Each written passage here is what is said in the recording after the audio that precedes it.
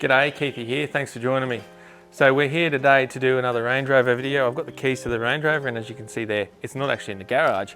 No, it's out here now. I know it's going to be a little bit dark because it's sort of one of those overcast type days here in North Queensland. So what I've had lately, and this is the reason that I'm doing this video for you guys, is I've had 1 million people contact me, literally 1 million people, not really, maybe 10, 15 people, asking about air suspension systems and help with the air suspension systems.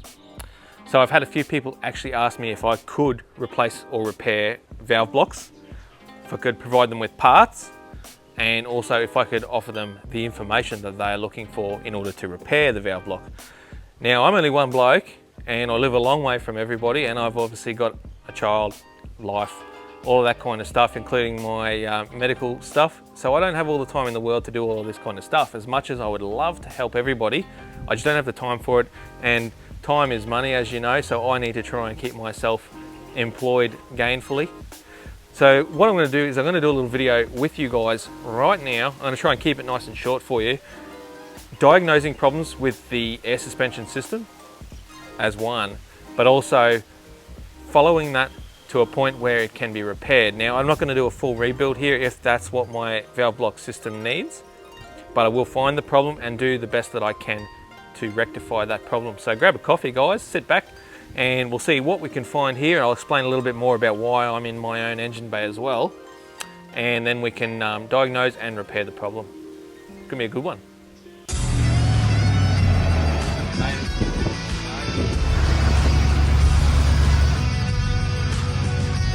Go without checking this out. Repairing it tires now.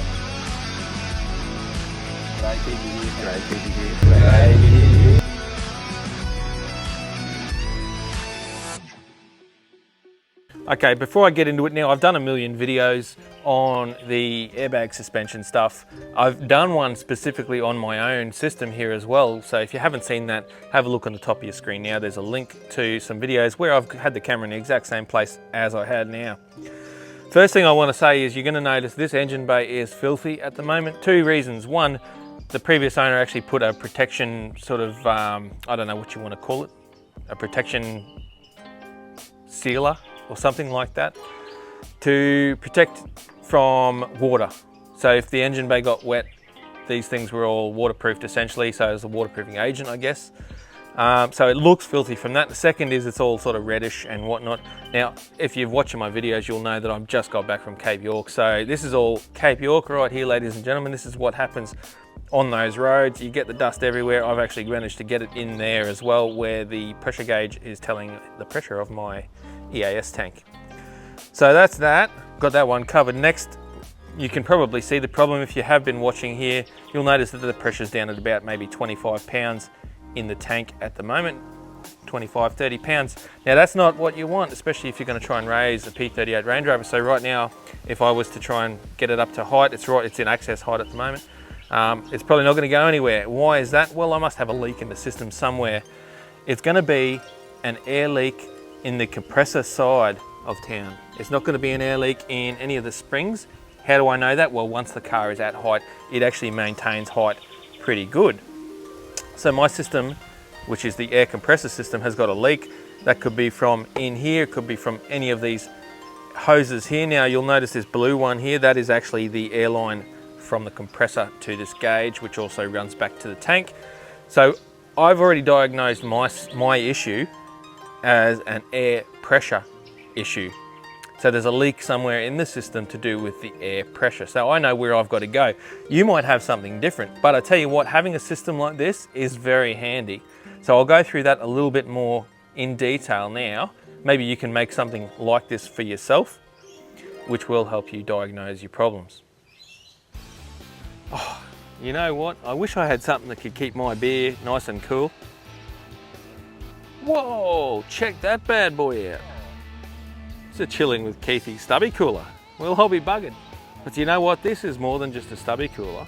Because if you don't like beer, you can put your water or your coffee or something else in there. How's that? Oh, wowee, I'm impressed. And if you're impressed as well and you want one of the chilling with Keithy stubby coolers, for 20 Australian dollars, that includes postage, I'll send you one of these bad boys to your door. I'll give you the details down below, $20, including the cost of getting it down to you, or up if you're up north of me. Chilling with Keithy Stubby Cooler coming your way. There's the link right there. Woohoo! Whoa, whoa, hold up for a sec. Yeah, I'm in my civvies, not in the normal gear. Range Rover bonnet up and at the lowest height. So let me go through a real quick way to get this thing raised up. There's something that you can do, and I will do a bigger video on this, but for now, this is a real quickie.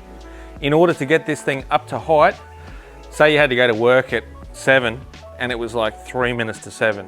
Let's see how fast we can make this happen. I will time the event, but I'm going to explain it really quickly. So I have got an ARB compressor in the back of this old rig here. That runs on an air line down to a valve, which I'll show you in a second, at the air tank underneath the driver's side, right-hand drive, of my Range Rover. There's a valve there that I can turn on and run the ARB air compressor, and that'll pump up the tank, and that'll get me about 100 PSI to the EAS system on this Range Rover, which is a really good thing if you need to get it up in a hurry and for some reason maybe your compressor's playing up, or in my case I have an air leak somewhere in the system that I've got to sort out.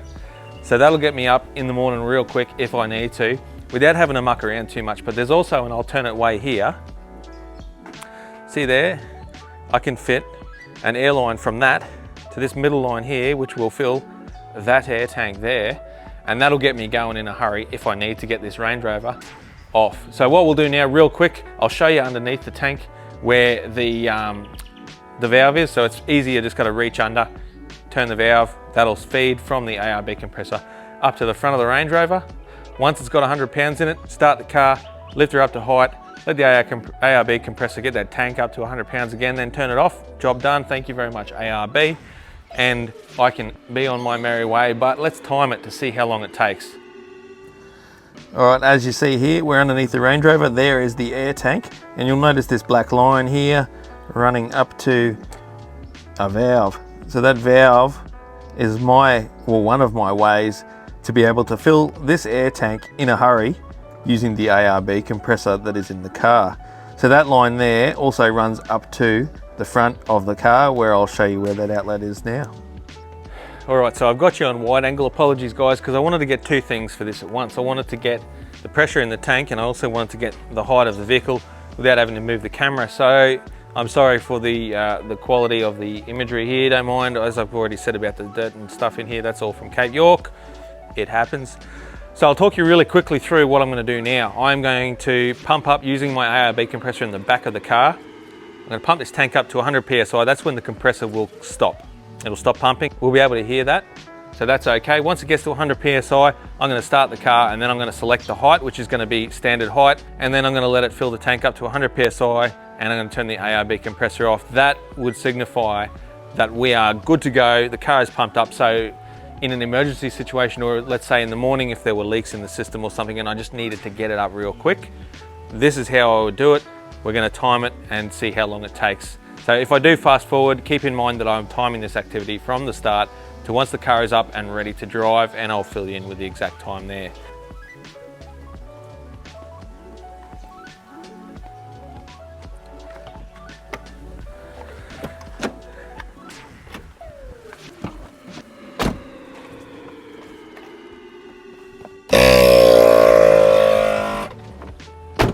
Now I'm going to turn the valve on that I just showed you underneath the car. You can hear the compressors kicked in.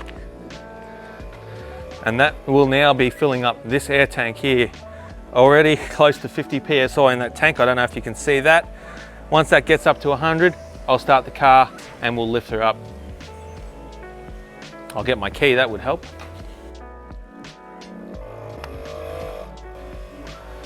So I have the key in the ignition ready to go. We're at 75 PSI. Once we hit 100 pounds, engine's going on, and I'm going to select the standard height in the P38 Range Rover.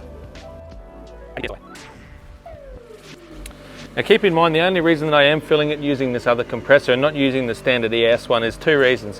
One is less wear on this other compressor here. I'd rather use the ARB one because it's designed to pump up tyres and whatnot rapidly. It's a fast compressor, but I think if it was used as frequently as this one, it probably wouldn't last as long. There's the 100 PSI. I'm going to start the car and lift her up. Okay, so it's going up now. The EAS compressor will be doing the job, as well as the ARB compressor. This is going for standard height.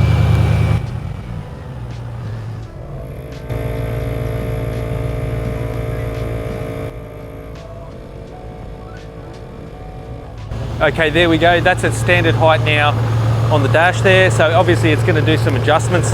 Once this tank gets back up to 100 PSI, I'm going to say timer stop, and we'll see how long it actually took then to get the car from access height all the way up, ready to go. And that's it. Stop the timer. I'll go turn all this off. We'll work out the time that it took, and we'll have a little bit of a chat about that at a later date. So how good is that little system, guys? It only took me a short little amount of time, the exact time is up there now, to get this thing up to height, straight out of the garage, just using the ARB compressor enough to get it to start lifting up using the normal suspension stuff. So that will get you out in an emergency if you need to get going real quick, and this is why I recommend getting the bypass kit. So what I will do, I won't do it right now, I will go thoroughly through the entire bypass kit that I'm operating here, so you can replicate that for yourself if you want and put it into your P38 Range Rover if you need to get out quick. It's a pretty good little option right there. Okay, so just going through this entire system again really quick with you. These are the valves where I can pump up the air springs. This one here pumps up the tank, rear springs, front springs, pressure gauge. So there's a T here for every one of the air springs, but the one for the pressure gauge only runs in one way, and the other line, which is down right here, you probably can't see that now, runs off to the tank as it usually would. I've got a T here for that one, and I've also got T's for all of the other ones up here. That's my entire system. These are the modifications to it. Why have I done that?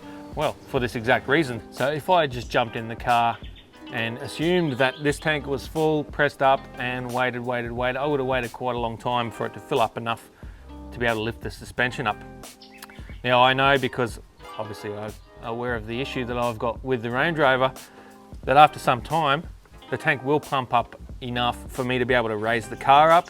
I've also got here this Schrader valve, which comes from a fitting on my other ARB air compressor. Now, down the track, maybe some other time, not right now, I'll probably run an air line directly to the other air compressor here so that I can have two pumps filling up the tank at once. But for now, what I've got here is doing the job just fine, because why? This should be only a temporary issue. Now I've got to get in, find out exactly where the leak is from my system. So I'm sitting at about 25 pounds in the tank. I need to sort out why it is slowly, overnight, just draining down. When I'm driving, like I've just come back from Cape York, obviously, I don't have an issue where the tank is draining fast enough to need the compressor to continuously run to pump the tank up. But, as my neighbour goes by, but it's enough that overnight it'll drain the tank down, and then I've got to do all of this stuff where I manually fill the tank, start the car, get it right under pressure, lift it up, all that other kind of stuff. It's a pain in the ass. At least I had a workaround for the time being, but now is the time to sort it, now that I'm back from a trip and actually keen to go on another trip. So I'm going to go through this entire system, but I need to get my magic tool in order to do that. So this is the first thing you should do if you have a leak in your suspension system on a P38 Range Rover. So I know this says vanilla fresh. This is actually not a kitchen thing. This is filled with dishwashing liquid. So you know the liquid that you normally get when you do your dishes when you're scrubbing away at the dishes. Well, that's what's in here. So I've put about a quarter of this is dishwashing liquid, and the rest is water. Spray, spray, spray. What happens there is, because these lines are pressurized, so when you lift your car up, there's air pressure in all of these lines that go to your springs and also to your tank. So it's a good idea, and it's very easy. Squirt a bit of this on those lines on all of your fittings, and you'll be able to find, using this stuff, where your air is leaking from. So that's exactly what I'm going to do right now to find where the air leak is. Now the good thing is, I know the car that stays at height. It'll stay at any height that I tell it to stay at, which is a good thing. So I'm not going to look for the springs. There's not an issue within the springs. It's just within the tank system or the pressurized system. It could be from the compressor in. There could be a non-return valve in here that's leaking. could be down at the tank, I don't know. So what am I going to do? I'm going to do my little spray trick. I'm going to spray every single thing that I can along this blue line here, up here, and also down at the tank. But I think it's probably a good idea if I put a little bit more pressure in that line first. So I'm going to manually fill up, get up to about 100 psi at least. A little bit more pressure will show a little bit quicker than what it's sitting at right now. So I'm going to do that and I'll get right back to you.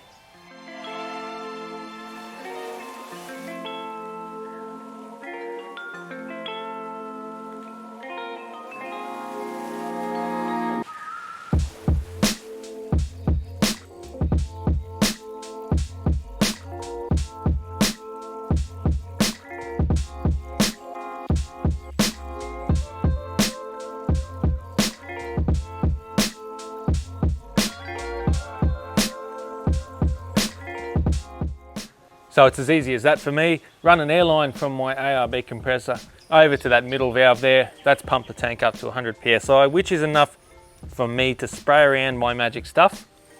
So the tank's at pressure.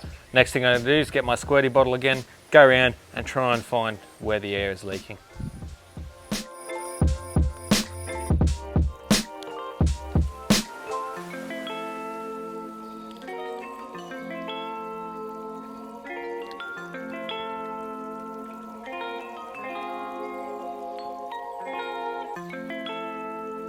No issues down here, that line, everything in here is looking good. So I'm going to now lift the lid here and have a look inside. So it's going to be a little bit difficult, but down there is the air release from the compressor, and that runs into the valve block. So I'll check in here as well, just in case. That looks okay there. Now I'm just going to spray a little bit over the top of all of the stuff here. If there's an air leak, we'll see it.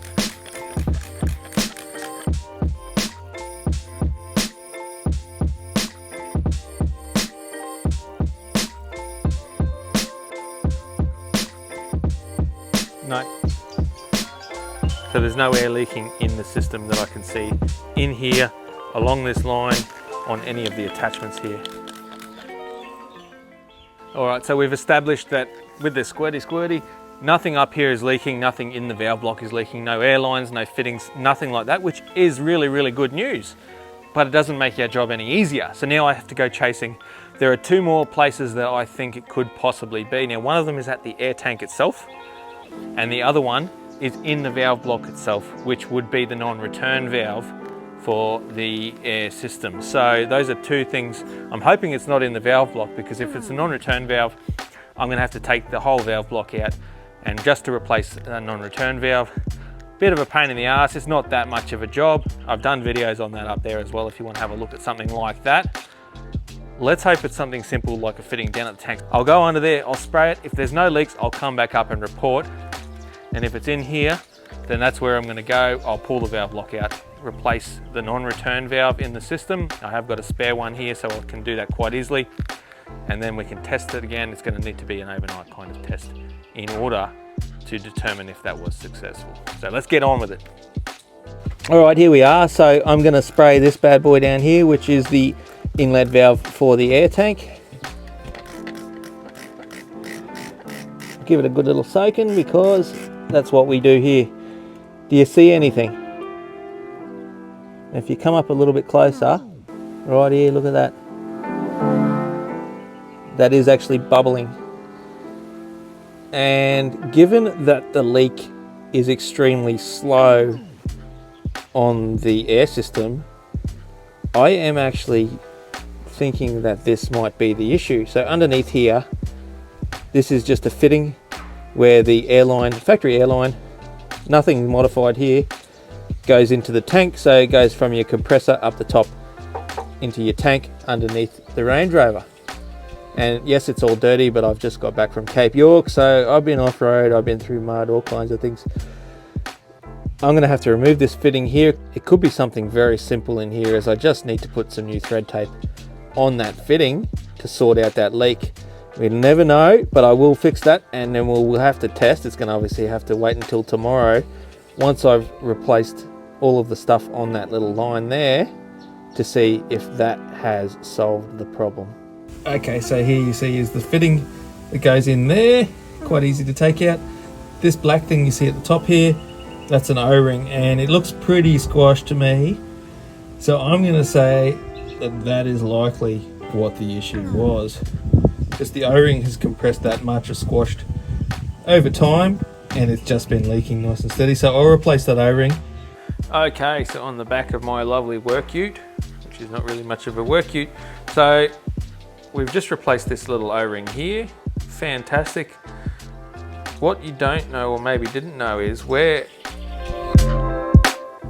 the seal for when you put your airlines into here, there are two O-rings. It's very hard to see. If I try and get some light, you probably won't even see it. Either way, there are two O-rings, which I've just removed, 1 and 2, that go into here. So if you've got a valve block rebuild kit for your P38 Range Rover, you'll find that in that kit are the O-rings which will fit through there for this bad boy here to go into there. So that's what I'm going to do. Both of these O-rings, they came out quite easily using this little Land Rover tool, actually, which was a part of the kit that came with these Range Rovers when they were new.